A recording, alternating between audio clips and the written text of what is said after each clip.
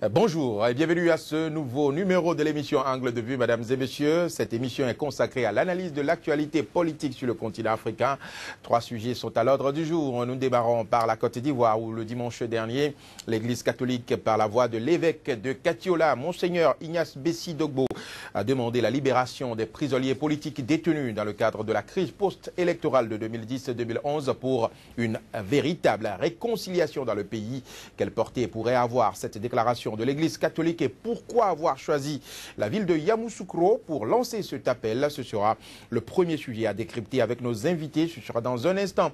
Nous irons ensuite en Afrique du Sud où le parquet a annoncé lundi dernier qu'il n'était pas favorable au rétablissement des quelques 800 chefs d'inculpation de corruption contre le président Jacob Zuma dans une affaire de contrat d'armement demandée fin avril par un tribunal de Pretoria. Une décision qui vient meubler l'actualité déjà très riche en scandale de corruption lié au président Jacob Zuma. Sommes-nous à la fin du mythe ANC en Afrique du Sud? Nous répondrons également à cette question dans un instant. Enfin, en République démocratique du Congo, après des jours de discussion, le gouverneur de la province de Kinshasa a fini par autoriser la dynamique de l'opposition à organiser sa manifestation le 26 mai prochain dans la capitale pour protester contre l'arrêt de la Cour constitutionnelle qui maintient au pouvoir le président Joseph Kabila à la fin de son mandat si il n'y a pas élection dans le pays. Le parti présidentiel, reçu également dans la foulée par le gouverneur de cette même ville, a appelé également à des manifestations à travers tout le pays le 25 et le 30 mai. Doit-on considérer cette autorisation accordée à l'opposition comme une ouverture du pouvoir en place ou un piège tout simplement pour l'opposition congolaise? Ce sera le troisième sujet à débattre dans cette émission. Mais en attendant, madame, monsieur, avant de lancer le débat, un point de l'actualité sur le continent africain, le flash d'information. Un policier et un civil ont été tués mardi soir dans la province de Mwaro, dans le centre du Burundi, lors d'une attaque menée par un groupe de bandits armés non identifiés. L'attaque a eu lieu le jour de clôture de la session de relance du dialogue inter-burundais à Arusha, dans le nord de la Tanzanie. Le dialogue que le Sénared, la plateforme de l'opposition, avait appelé à boycotter.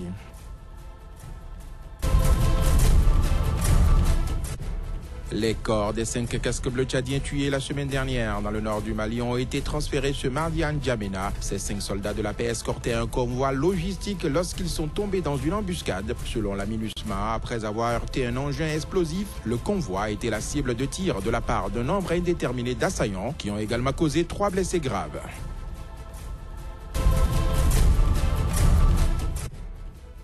Un pétrolier libyen a secouru mardi 135 migrants en détresse qui s'apprêtaient à rejoindre les côtes européennes. Les migrants dont les embarcations étaient sur le point de couler ont été transportés de la zone de sauvetage vers la raffinerie de Zawiya, à 45 km à l'ouest de Tripoli, où ils ont été remis aux autorités chargées de lutter contre l'immigration clandestine.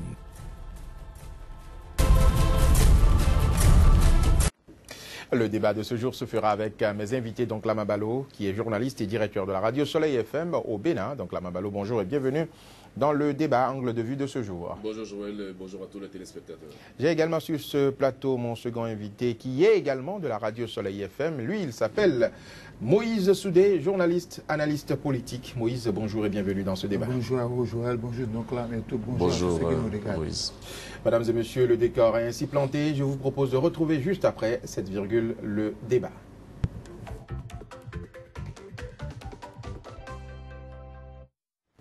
Je le disais en introduction, dans cette émission, l'Église catholique demande la libération des prisonniers politiques en Côte d'Ivoire au nom d'une vraie réconciliation. Donc Lama Balo, je démarre avec vous. À votre avis, quelles sont les chances pour que cet appel de l'Église catholique soit entendu par le pouvoir en place? Je tiens d'abord à vous remercier pour nous permettre à Soleil FM d'être entièrement représenté sur ce plateau et de débattre de cette question-là.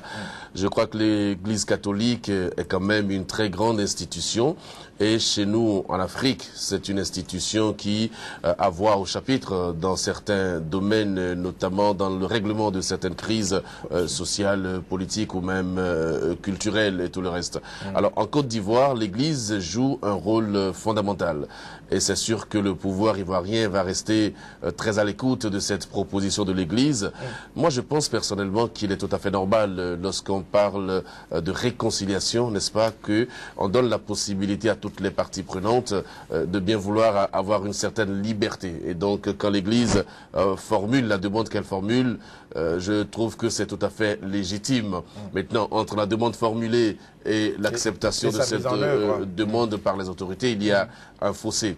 Mais il est important de faire remarquer que si on veut vraiment aller vers la réconciliation, il y a des actes qu'il faut poser. Oui, mais est-ce que vous pensez que cela aura une portée, puisque jusqu'à maintenant, on n'a pas eu de réaction de la part du pouvoir en place, le gouvernement n'a pas réagi, le président Alassane Ouattara n'a rien dit par rapport à cette requête formulée par l'Église. Oui, ne pas avoir une réaction pour le moment ne veut pas dire qu'on n'aura pas du tout de réaction. Peut-être que le pouvoir ivoirien est en train d'étudier la faisabilité de cette demande de l'Église catholique. Peut-être que nous allons un peu trop vite en besogne, mais je proposerai, et moi je suggérerais au pouvoir ivoirien de ne pas remettre systématiquement en cause cette proposition.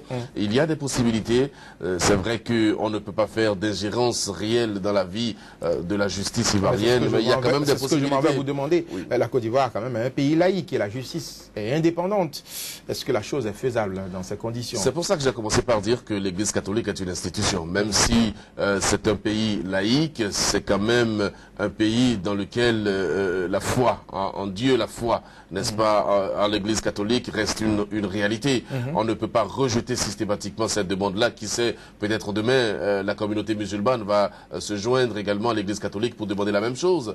L'Église catholique n'a encore rien fait de mal en souhaitant que le pouvoir ivoirien puisse libérer certains opposants et tout le reste. Mais c'est pas le pouvoir qui détient, c'est pas le pouvoir qui fait son travail. Je suis d'accord, mais le pouvoir exécutif a quand même un petit pouvoir juridique ou judiciaire quelque part.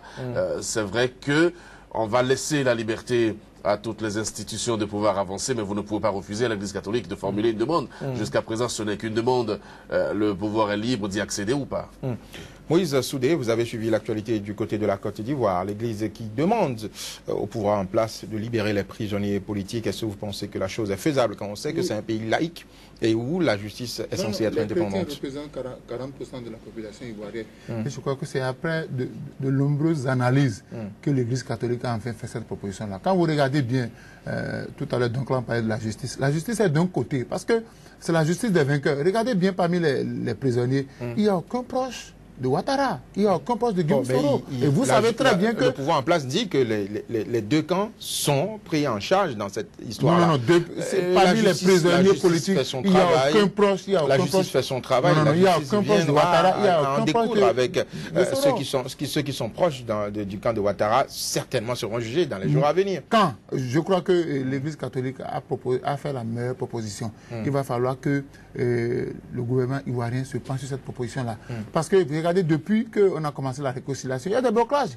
Vous ne pouvez pas me demander de venir nous réconcilier alors que mes parents sont en prison.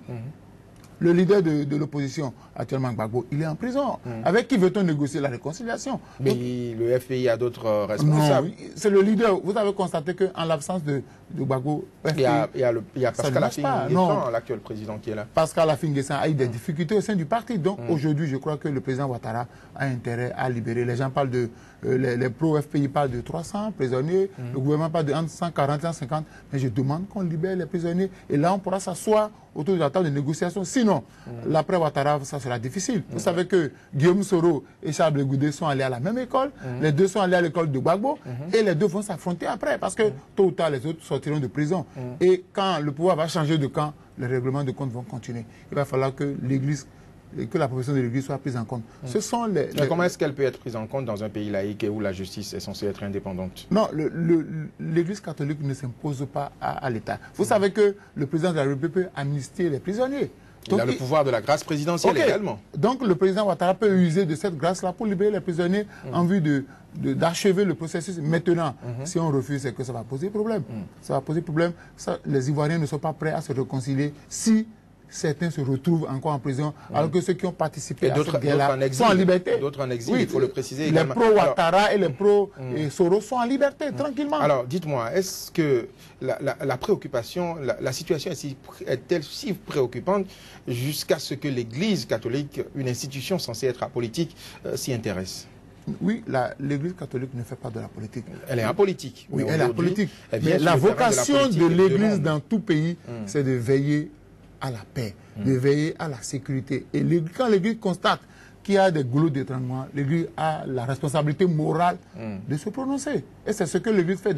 Si l'Église s'était tue, on va reprocher aux religieux de n'être pas intervenus au moment où le pays était en feu. Aujourd'hui, ils ont pris leurs responsabilités. Il va falloir que l'État ivoirien aussi prenne ses responsabilités pour régler ce problème-là. Parce que ça a assez duré. Alors, le choix de Yamoussoukro pour retenir cet appel, pour servir de cadre à cet appel, est-ce que, à votre avis, c'est symbolique? Cela participe d'une stratégie? Qui parle de Yamoussoukro parle de Félix Houphouët-Boigny, forcément. Et c'est au cours du pèlerinage national où les catholiques de toutes les ethnies se sont réunis. Ça veut dire que c'est symbolique. C'est par excellence le lieu des grandes rencontres au temps de Houphouët. C'est là-bas qu'on se retrouvait pour toutes les réconciliations. C'est un appel à se souvenir. Oui, à se souvenir du vieux sage qui disait que la paix, c'est un comportement. Oui, je crois qu'ils ont intérêt à suivre cela parce que c'est symbolique. Ils peuvent même se retrouver à Yamoussoukro pour les rencontres. Pour sceller cette paix-là. Oui, pour sceller cette paix. Sinon, ce que nous voyons à la télé, c'est une paix de façade. Mais en Côte d'Ivoire, même les Ivoiriens ne s'entendent pas. Les gens vivent dans la méfiance. Les gens se côtoient sans être en sécurité. Parce qu'on peut dire, d'ici à demain, ça peut encore péter. Donc l'Église catholique, parce qu'on a les prêtres de presque toutes les églises locales qui se sont retrouvés là, qui ont pris la mesure de ce qui se passe et ont demandé qu'on libère les prisonniers parce qu'ils se sont rendus compte que c'est la condition sine qua non pour aller à une vraie réconciliation. Donc là, Mabalo, le choix de Yamoussoukro, on sait que cette ville abrite la cathédrale qui a été construite par le feu président Félix Houphouët-Boigny. Est-ce que vous pensez que ce choix est stratégique par l'Église catholique? Oui, avant de répondre à votre question, je voudrais quand même mettre en dehors de ce débat Blé Goudé et Gbagbo, parce que eux, ils sont très loin de la Côte d'Ivoire et la justice internationale est en train de traiter leur cas. L'Église, en parlant, je suis sûr qu'elle parlait beaucoup plus des prisonniers qui étaient à l'intérieur ou qui sont à l'intérieur du territoire ivoirien. Et lorsque l'Église fait sa demande, elle ne parle pas des prisonniers de droit commun. Elle parle des prisonniers politiques. Donc, c'est-à-dire que c'est des gens qui ont été arrêtés pour leurs opinions, pour leurs idées, pour leurs appartenances politiques et tout ça. Le président Ouattara peut, à partir du moment où il a gagné et qu'il exerce le pouvoir et qu'il a même déjà un deuxième mandat, il peut être un peu regardant sur la situation de ces prisonniers politiques. Ce n'est que ça que l'Église catholique demande. Maintenant, si c'est fait de Yamoussoukro, c'est tout un symbole. Vous l'avez rappelé vous-même, Joël, Yamoussoukro, c'est quand même la ville qui abrite la cathédrale construite par Houphouët-Boigny. Houphouët-Boigny lui-même chantre de la paix. Et ça, c'est donc tout un symbole. Et je crois que ça doit être un symbole qui devrait peser dans la balance de la décision par le pouvoir ivoirien d'accéder ou non à la demande de l'Église catholique. C'est vraiment le symbole que je peux remarquer. Mais au-delà de tout ça, c'est quoi? C'est que l'Église catholique est bien obligée d'intervenir quelquefois lorsqu'il y a des crises dans des pays. Vous n'oubliez pas qu'au Bénin, par exemple, c'est un archevêque qui a conduit les travaux de la conférence nationale. En général, au Togo également, on a eu le cas et puis ça a fait école. Voilà. En général, l'Église arbitre les différents conflits. Même en RDC également, voilà. le Donc on ne peut pas refuser à l'Église, n'est-ce pas, de s'impliquer dans la vie d'un État, même si l'Église est a priori apolitique. C'est un constat qu'on fait. Moi, je souhaite simplement que la Côte d'Ivoire retrouve sa stabilité, parce que ce n'est pas donné. Et Moïse l'a rappelé, la guerre de la succession de Ouattara est déjà une guerre présente. Vous savez très bien que Guillaume Soro veut succéder à Ouattara. Vous savez très bien que le ministre d'État Koulibaly également veut succéder à Ouattara, et il y a une guerre latente qui existe entre ces deux personnalités et entre bien d'autres personnalités. Donc aujourd'hui, le pouvoir en place gagnerait à accéder à la demande de l'Église catholique en rendant à ceux qui sont en prison pour les opinions leurs différentes libertés. En accédant à cette demande, est-ce que quelque part on n'oublie pas les victimes de cette crise-là? Parce qu'il y a eu des morts, il y a des gens qui ont été amputés, des gens qui ont été blessés. Et ceux-là, on doit les ranger aux oubliettes? Mais il y a la politique ou le programme d'indemnisation des victimes qui existe en Côte Côte d'Ivoire. Vous savez très bien. Parce que quelque part aussi, il faut punir ceux, ceux qui sont responsables. On a parlé des prisonniers politiques. Si vous ne punissez pas, demain, cela va se reprendre également. Mais Joël, il est important de dire une chose. Le programme d'indemnisation n'a pas été rejeté par les Ivoiriens. Oui, indemniser, c'est une chose. Oui. Est-ce à dire qu'on peut tuer et après on indemnise? La vie humaine n'a pas de prix. On ne peut pas tuer dans l'espoir d'être... il y a eu des morts. Oui, il y a eu des morts. Mais vous savez, il y a eu des morts. Qu'est-ce qu'on peut faire? Dans les deux camps, d'ailleurs. Qu'est-ce qu'on peut faire maintenant? Dites-moi, moi je ne sais pas ce qu'on peut faire maintenant. Il faut avancer, n'est-ce pas? L'Église peut dire accélérer la procédure judiciaire. On aurait pu le dire sous ce angle. Essayer de ramener au pays ceux qui sont en exil, essayer de voir comment créer un peu de célérité dans les choses. Mais quand vous parlez d'accéder à la procédure judiciaire, Moïse l'a rappelé tout à l'heure, il s'agit d'une justice indépendante. Oui, d'accord, mais des vainqueurs tout de même. Et beaucoup d'Ivoiriens n'ont pas confiance systématiquement à cette justice-là parce que elle, selon certains propos, elle serait donc une justice partisane. Donc l'Église a voulu prendre des raccourcis, je crois. Et comme vous l'avez dit vous-même, le président, dans l'intégrité de ses fonctions, a la possibilité de faire des grâces à des gens pour des questions d'opinion. Donc le président Ouattara peut saisir cette balle au bond et répondre favorablement à la demande de l'Église. Vous savez, des gens sont décédés, c'est un regret fondamental, mais ça ne peut pas freiner non plus l'avancée ou l'avancement d'un pays. Donc s'il faut prendre des décisions pour aller de l'avant, je crois qu'il faut le faire. Moïse Soudé, est-ce qu'il faut oublier les victimes? Il faut les laisser et regarder de l'avant, ou bien il faut tirer le son de ce qui s'est passé? On dit qu'il faut punir. Vous connaissez l'histoire des chasseurs d'Ozo. Vous connaissez l'histoire des chasseurs d'Ozo qui étaient des pro-Ouattara. Aucun d'entre eux n'a été puni. Donc il faut d'abord, parce que si l'Église catholique est allée faire cette proposition, c'est qu'on a compris qu'il n'y a que la justice des vainqueurs. Pourquoi les autres qui ont participé à ce carnage ne sont pas en prison? Et je crois qu'aujourd'hui, si vous laissez des gens, des meurtriers circuler facilement, il faut permettre aussi aux prisonniers politiques, c'est-à-dire que des gens qui ont été mis en prison à cause de leurs opinions, il faut les libérer. Oui, mais est-ce que cela ne risque pas de créer des frustrations dans la société?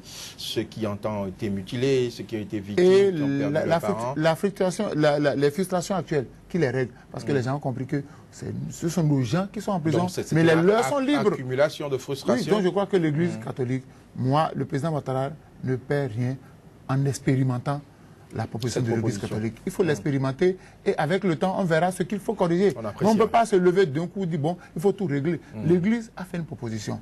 Je souhaiterais qu'on mette en application cette proposition et au fil du temps, on verra qu'est-ce qu'il faut améliorer et qu'est-ce qu'il faut changer. Merci Moïse Soudé, merci. Donc Lama Balo, madame, monsieur, c'est tout pour le premier débat.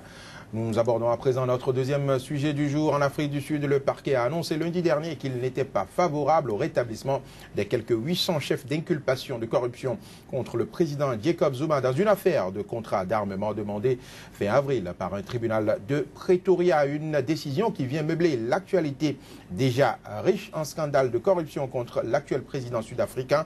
Sommes-nous à la fin du mythe ANC en Afrique du Sud? Retrouvons la réponse de nos invités juste après cette virgule.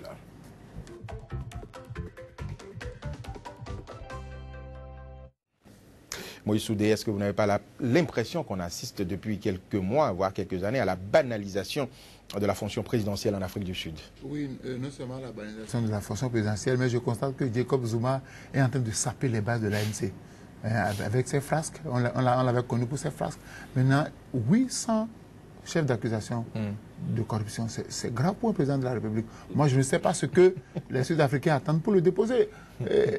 Thabo Mbeki n'a pas fait comme ça, mais on l'a rapidement déposé. Il faut faire la même chose. Parce que Zuma, c'est tout sauf un modèle pour les Sud-Africains. Parce qu'aujourd'hui, même au sein de son parti, les gens ne s'entendent plus. Oui, mais pourquoi est-ce que le parti, justement, ne veut pas sauver la face en le mettant à côté? Non, vous savez, il tarde à réagir au sein du parti. C'est ça le défaut des hommes politiques. Quand vous avez batifolé avec le régime en place, quand vous avez fait des coups tordus avec le régime en place, il vous est difficile de monter au créneau pour dénoncer un certain nombre de comportements. Il faut sauver quand même les Aujourd'hui, Jacob Zuma, on sait qu'il agit mal, mais il y a certains de son parti qui ne peuvent pas à visage découvert se prononcer. Parce qu'en même temps, ils ont fait, peut-être dans les cas de corruption, là, certains sont impliqués. Et de peur que leur nom ne soit cité, ils préfèrent garder le silence et laisser la situation pourrir. Oui, aujourd'hui, on va constater qu'après le départ de Jacob Zuma, que l'ANC est parti en lambeaux. Mais ce serait dommage, parce que Mandela a lutté, beaucoup de Sud-Africains ont perdu leur vie pour que l'ANC soit quand même un parti crédible. Mais aujourd'hui... Est-ce à dire qu'il n'y a plus vraiment de personnalité forte dans ce parti pour tenir l'héritage du président Mandela? C'est ce que je constate. S'il y avait de personnalités, il y avait des têtes fortes, je ne suis pas sûr que c'était Jacob Zuma qu'on a choisi pour remplacer Thabo Mbeki. C'est certainement qu'il n'y en a plus. Donc, Lamabalo, la banalisation du pouvoir en Afrique du Sud, est-ce que nous tendons, à votre avis, est-ce que l'on tend vers la fin du mythe ANC? L'ANC est-il vraiment tombé en Afrique du Sud? Bon, je constate que Jacob Zuma est un prototype d'un président atypique. Atypique simplement parce que avec lui, on retrouve des choses qu'on ne retrouve pas chez tous les présidents. Donc, comme pour parler comme l'autre, c'est un spécimen de président à étudier. Pourquoi? Parce que il n'a pas pu sauver l'héritage de Mandela. Et Thabo Mbeki non plus. Donc, c'est dire que Mandela, lui aussi, était un spécimen à part.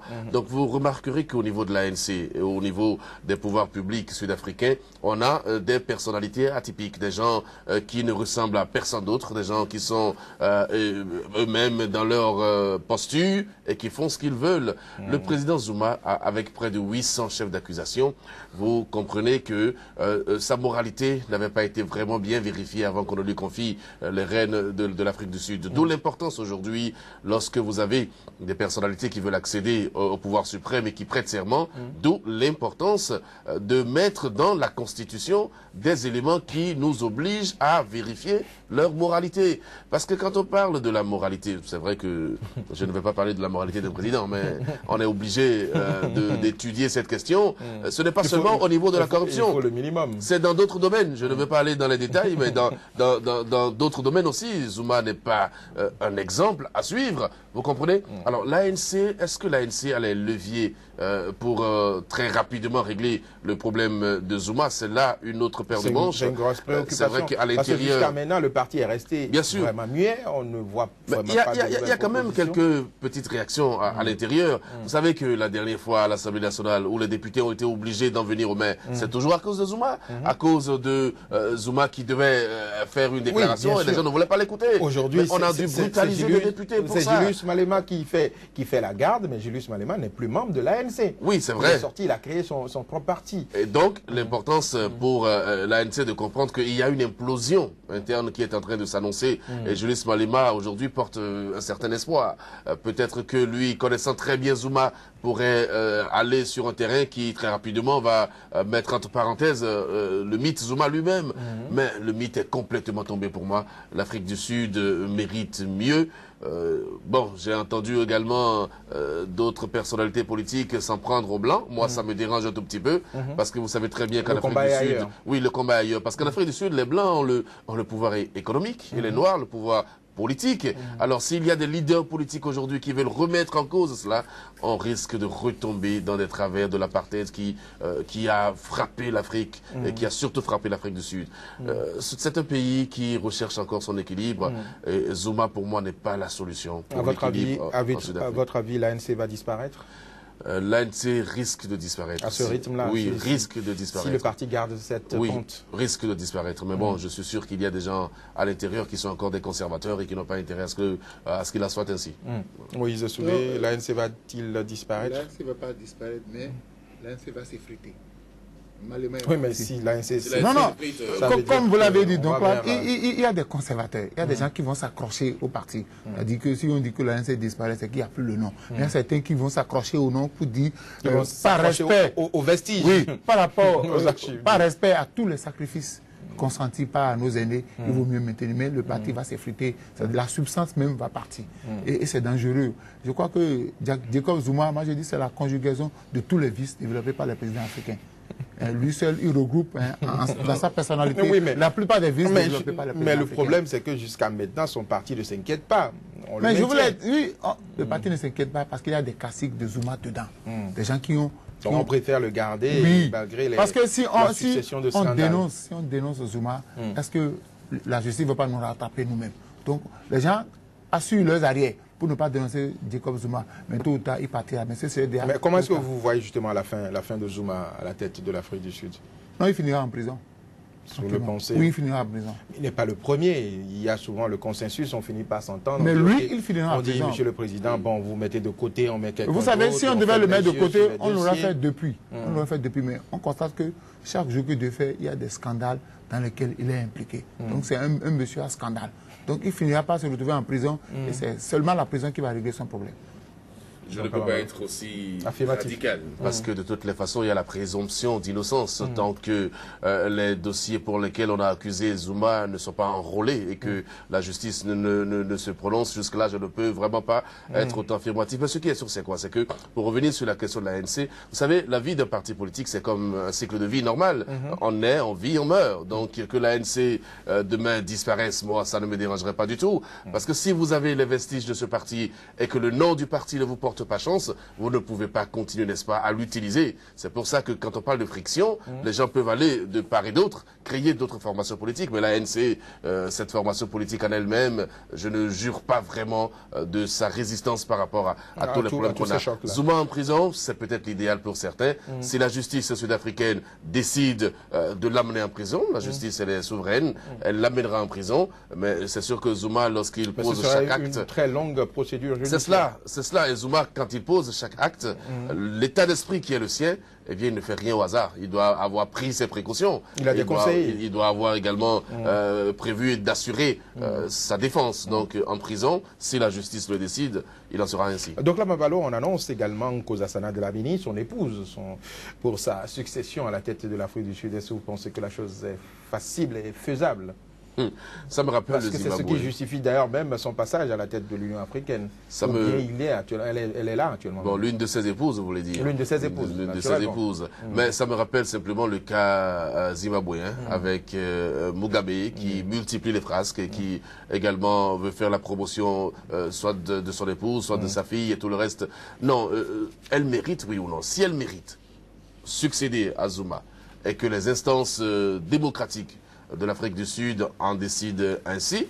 Nous, on n'a aucun pouvoir pour empêcher l'épouse de Zuma d'avoir accès à ce fauteuil-là. Ce n'est pas parce qu'elle est l'épouse de Zuma qu'elle ne mériterait pas d'y aller. Elle protégerait mieux les arrières de son mari. Non, mais moi je ne connais pas quelles sont les relations qu'il y a aujourd'hui entre les deux. Elle a été et elle porte toujours le nom d'ailleurs. Oui, mais d'accord, mais on est en Afrique. Il y a des épouses qui continuent de porter le nom de leur mari, mais vous ne savez pas à l'intérieur qui a envie de rendre des coups à qui, parce que c'est quand même beaucoup de frasques, c'est quand même des histoires que nous ne maîtrisons pas. Mais si elle prête serment, n'est-ce pas, si elle est élue et qu'elle prête serment, elle est obligée d'observer son serment. Et je crois que si le président Zuma se rend coupable de certaines exactions, il va devoir répondre des actes qu'il aura posés. En tout cas, pour le moment, à la tête de l'Union africaine, je n'ai pas encore eu de plainte réelle sur la gestion de Madame Zuma. Maintenant, à la tête de l'Afrique du Sud, peut-être qu'elle restera fidèle à ce qu'on lui connaît déjà. Oui, je suis Nkosazana Dlamini Zuma. Elle peut occuper le poste, mais le nom Zuma qu'elle porte... Mais elle vient quand même d'une famille, elle a quand même ses origines. Oui, mais elle vient d'accord, mais elle est l'épouse de quelqu'un. Oui, mais le nom Zuma ne doit pas être un handicap, elle a des qualités. Ah non, ça peut être un handicap parce que le nom Zuma... Mais elle-même, elle a ses qualités. Elle a ses qualités, je suis d'accord. On a vu dans un pays où quelqu'un avait des qualités, mais l'homme par lequel elle est passé pour arriver, c'est pas le meilleur. Donc c'est la même chose en Afrique du Sud. Elle a les compétences, elle a peut-être les qualités requises pour occuper ce poste. Mais le passé de son mari... Voilà, vous pensez que cela sera un handicap pour elle? Ah oui, parce que quand elle sera au pouvoir, forcément, même si elle ne porte plus Zuma dans son cœur, ils ont certainement des enfants ensemble. Et vous savez, en Afrique, quand on tient compte de la présence des enfants, il y a un certain nombre de choses qu'on ne fait pas. Elle va protéger son mari, forcément. Et donc, je crois que les Sud-Africains, par rapport à cela, vont peut-être l'empêcher d'occuper ce fauteuil-là. Sinon, politiquement et du point de vue compétence et aptitude, elle peut réellement occuper ce poste. Mais comment vous voyez Oui, vous voulez ajouter non, si vous permettez. Moi, je voulais quand même dire que c'est une femme, n'est-ce pas? Et elle a été mariée, n'est-ce pas? Et elle a eu une vie de couple avec le président Zuma. Ensuite, on nous dit que deux signes contraires s'attirent. Donc, ça veut dire que elle n'est pas forcément ce que Zuma est. Elle peut être le complément de Zuma dans le sens inverse. Donc, ça ne peut pas être un élément fondamental pour juger de la possibilité. On dit aussi que qui se ressemble s'assemble. Oui, mais après, il y a eu division. Donc, ça veut dire qu'il ne se ressemblait pas. Ça veut dire qu'il ne se ressemblait pas. Puisque, à un moment donné, Zuma a pris d'autres femmes et tout le reste. Ça ne peut pas. Mais vous savez que ce nom-là l'a aidé à occuper le poste qu'elle occupe. Oui, mais parce que justement, il fallait, par rapport à l'occupation de ce poste, il fallait l'onction du pouvoir sud-africain. C'est tout à fait normal. C'est que Jacob a porté. Oui, mais Jacob l'a porté. Quel intérêt il avait à ne pas porter? C'est comme si, je reviens dans le cas du Bénin, si le président Boni Aï, comme on le dit, comme on l'entend dire, souhaiterait postuler à un poste au niveau des Nations Unies, pourquoi est-ce que le président Talon refuserait, puisqu'il faut forcément l'avis du président? Moi, je pense que Boni Aï, loin du Bénin, serait mieux pour Talon qu'à l'intérieur du Bénin. Ça, c'est des réalités qui sont là. Donc je ne vois pas le cas. Oui, je ne vois pas le fait que porter le nom de Zuma soit un handicap pour pouvoir accéder à la magistrature suprême si on a les qualités et les mérites. Merci donc Lama Ballo, merci Moïse Soudé. Ce sera tout, madame, monsieur, pour notre deuxième sujet de ce jour. Avant de retrouver la suite de cette émission, voici un nouveau point de l'actualité, c'est le flash d'information. Un policier et un civil ont été tués mardi soir dans la province de Mwaro, dans le centre du Burundi, lors d'une attaque menée par un groupe de bandits armés non identifiés. L'attaque a eu lieu le jour de clôture de la session de relance du dialogue inter-burundais à Arusha, dans le nord de la Tanzanie. Le dialogue que le Sénared, la plateforme de l'opposition, avait appelé à boycotter.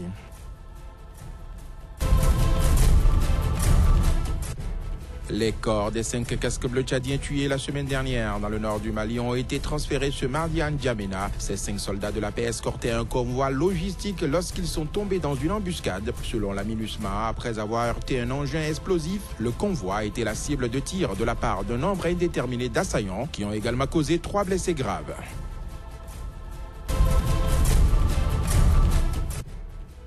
Un pétrolier libyen a secouru mardi 135 migrants en détresse qui s'apprêtaient à rejoindre les côtes européennes. Les migrants, dont les embarcations étaient sur le point de couler, ont été transportés de la zone de sauvetage vers la raffinerie de Zawiya, à 45 km à l'ouest de Tripoli, où ils ont été remis aux autorités chargées de lutter contre l'immigration clandestine.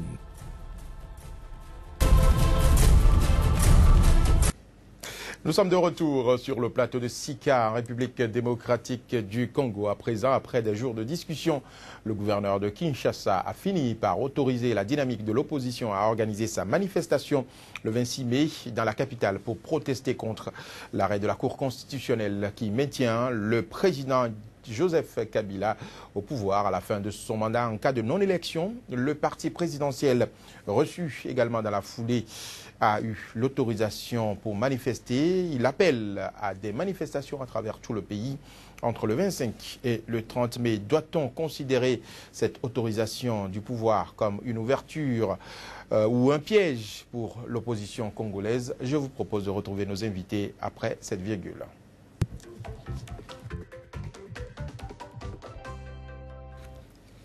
Le débat se poursuit sur Sika avec donc Lama Ballo et Moïse Soudé, tous deux journalistes et analystes politiques sur la radio Soleil FM au Bénin. Donc Lama Ballo, l'opposition congolaise, enfin autorisée à marcher pacifiquement à Kinshasa. À votre avis, est-ce le début d'une ouverture du pouvoir en place ou simplement un piège pour mieux resserrer les taux autour des leaders politiques de l'opposition? Non, je veux faire constater que ce n'est pas seulement l'opposition qui a été autorisée à marcher. Même la mouvance aussi a été autorisée. La mouvance, c'était dans la foulée, juste après l'accord donné à l'opposition. Mais ce sont les deux partis, opposition et mouvance, qui ont été autorisés. Donc ça veut dire que les autorités sont dans la logique d'autoriser les marches pourvu qu'elles soient pacifiques. Ce sont ces marches, je parle de ces marches justement. Est-ce que vous croyez que ces marches seront réellement pacifiques? Vous savez, quand vous avez deux camps politiques qui marchent dans la même ville, au même moment, oui, s'il n'y a pas les risques d'affrontement. Il y a des risques d'affrontement. C'est clair qu'il y a des risques d'affrontement. C'est clair. Et qui portera cette responsabilité? Qu'est-ce que nous aurions dit si on avait autorisé les marcheurs de la mouvance présidentielle seulement à le faire pendant qu'on arrivait à interdire à d'autres de le faire. On serait encore les mêmes pour dénoncer une certaine préférence et pour dénoncer une certaine injustice. Donc, soit on autorise pour les deux factions, soit on interdit pour les deux factions. Mais là, ça a été autorisé pour les deux. Le défi maintenant, c'est d'organiser ces marches de façon à ne pas avoir des affrontements. Ça aurait été plus difficile si on avait autorisé la marche de l'opposition en présence de Moïse Katumbi, par exemple. Moi, j'aurais vu vraiment un danger plus énorme, mais on a attendu qu'il quitte le pays pour pouvoir autoriser la marche de l'opposition. Les opposants actuels ne sont pas aussi petits. Je ne refuse pas, mais Moïse Katumbi, c'est pas n'importe qui. Maintenant, il faut régler la question sur les itinéraires à emprunter. Si on arrive à être suffisamment responsable pour dire, vous, en tant qu'opposant, vous avez le droit de manifester, mais voilà votre itinéraire. Vous, en tant que mouvancier, vous en avez également le droit. Voilà aussi votre itinéraire. Donc, chacun restera dans son camp pour manifester, n'est-ce pas, son désir de voir les choses changer en République démocratique du Congo.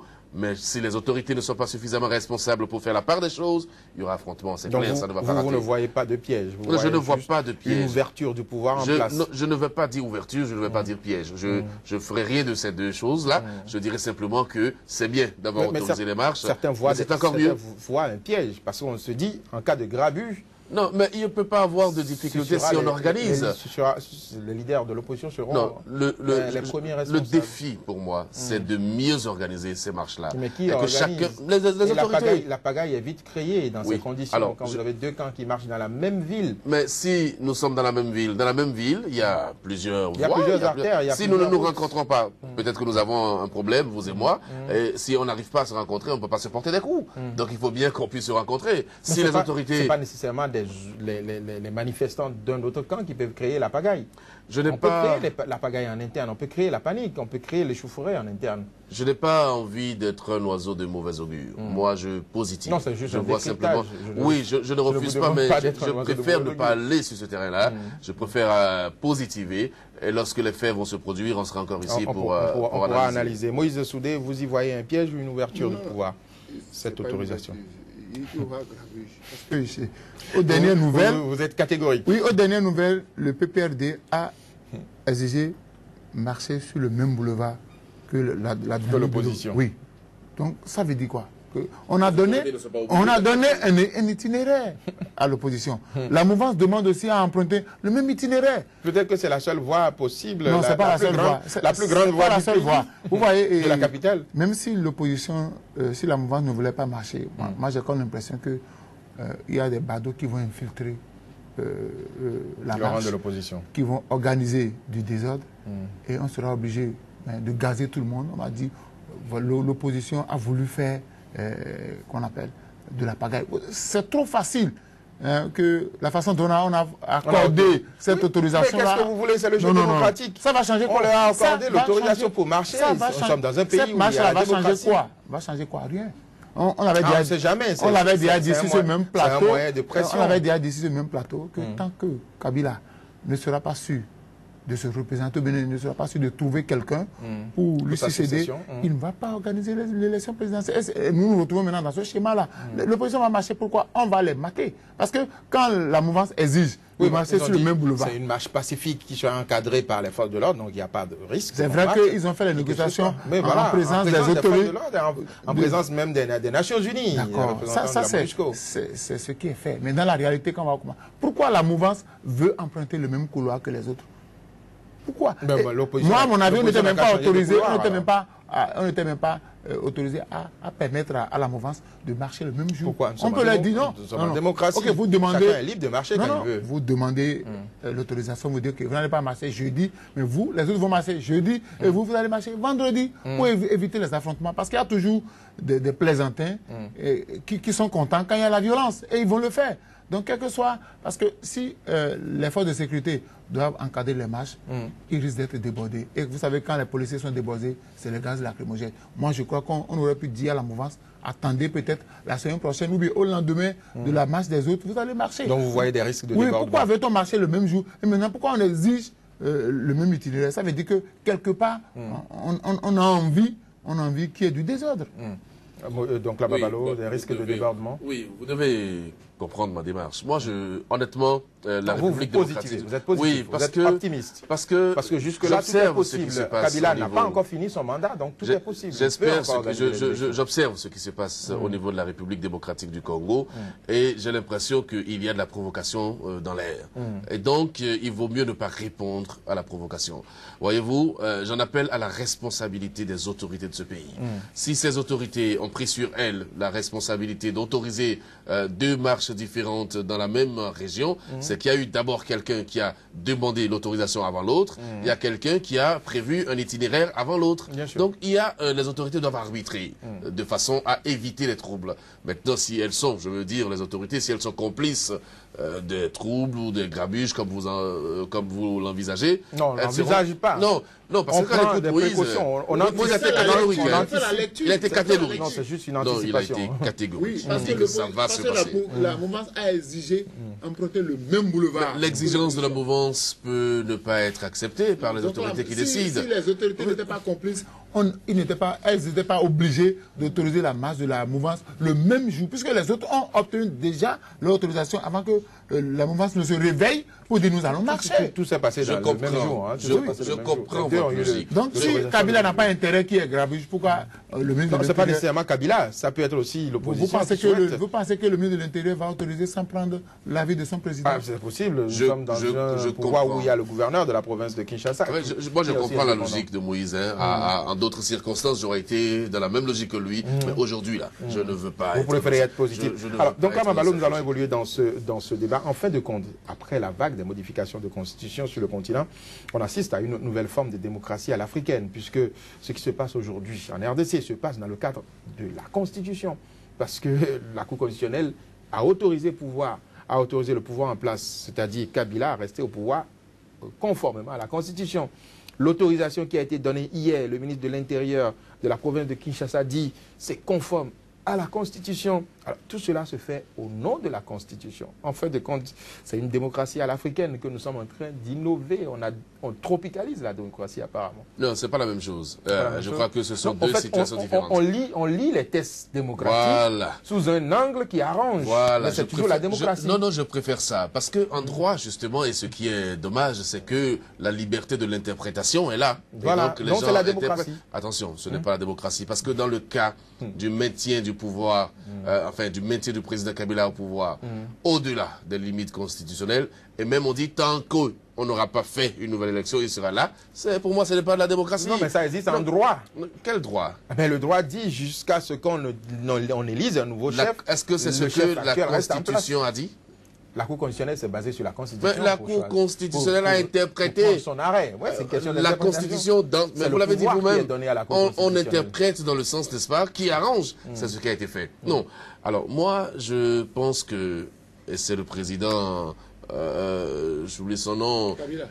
Pas Kabila, le président français qui disait que l'Afrique n'est pas... Jacques Chirac. Chirac, voilà, qui disait que l'Afrique n'est pas véritablement prête pour la démocratie. Je suis tenté de lui donner raison. On a beaucoup d'intellectuels en Afrique qui lisent et relisent les textes et cherchent à l'intérieur comment mieux les adapter aux réalités africaines. Mais pourquoi est-ce que, dans les pays de démocratie que nous suivons, on n'a pas ces petits problèmes? Ils n'ont peut-être pas le temps de beaucoup lire. Ah, ils n'ont pas le temps de beaucoup lire. Non, les gens ont leur grille de lecture en fonction de leurs intérêts. Ils ont leur grille de lecture en fonction de leurs intérêts. Parce que tout cela se fait au nom de la Constitution, au nom de la démocratie. Kabila savait que c'était son dernier mandat qu'il devait partir. Et pourquoi il attend le dernier moment pour créer ce qu'il est en train de créer là? Et il ne crée rien en Afrique, vous savez comment fonctionnent les cours constitutionnels. Vous savez très bien comment ça fonctionne. Si quelque part au Bénin, la Sénat ne s'était pas dépêchée pour donner des résultats comme ça, la Cour allait nous faire un enfant dans le dos. Et ça se passe comme ça en Afrique. La plupart des présidents africains ont la même mise sur les cours constitutionnels. Et quand l'argent circule, le droit se tait. Rien ne prouve ce que vous dites, Moïse. Vous savez, souvent à la Cour constitutionnelle, on met des juristes de haut niveau. Qu'est-ce que vous appelez juristes de haut niveau? Le cas du Bénin, il y a des juristes de haut niveau qui sont au niveau de la Cour constitutionnelle. Donc je ne suis pas d'accord avec ce que vous dites. Si la Sénat n'avait pas donné, moi je ne suis pas d'accord avec ce que vous dites. Mais c'est votre interprétation. Quand vous parlez de juristes de haut niveau, qu'est-ce qu'on met dans le juristes de haut niveau? Je dis, les gens interprètent les textes en fonction de leurs intérêts. C'est clair. Et la plupart des cours constitutionnels d'Afrique, nous savons comment ces cours-là évoluent. Nous savons comment ces cours-là évoluent. Donc, parfois, les cours constitutionnels en Afrique rendent le pays difficile. Parce que au lieu de dire le droit, ils disent le droit selon ce qu'on leur propose. Mais c'est sur la base de la Constitution. Il ne faut pas autre chose. Mais tout à l'heure, donc, on a parlé de prenez l'exemple de la décision d'autorisation de marche qui a été accordée aux deux camps hier en RDC. C'est sur la base de la Constitution. Je vous dis, le ministre de l'Intérieur provincial a dit... La logique au regard de la loi au et ministre de l'Intérieur, j'autorise les gens un camp à marcher le 26 pour éviter les affrontements, les autres peuvent marcher le lendemain. C'est le plus simplement possible. Et là, on le camp au pouvoir a demandé de marcher entre le 25 et le 30 mai. Donc, ils ont la latitude de marcher le jour où ils veulent. Ah bon. Et le même jour que les autres, le même itinéraire que les autres. Merci Moïse Soudé, merci donc Clama Malo. Madame, Monsieur, c'était votre émission Angle de vue sur Sika. Merci de nous avoir suivis. Le programme se poursuit sur www.sikatv.info. Portez-vous bien.